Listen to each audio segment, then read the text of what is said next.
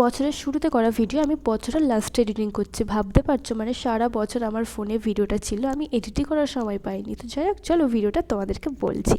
আমাদের গ্রামের অষ্টম প্রহরে এবছর হচ্ছে পুতুল নাচের আয়োজন করেছিল।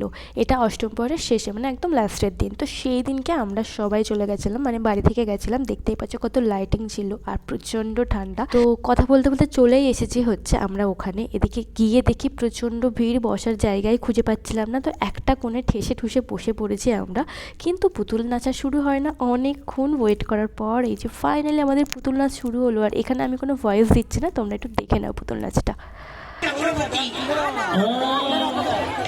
আমার মনে কি কলতলায় চটকাচটকি করছি মানা যমুনাতে জ্বালানিতে যাই।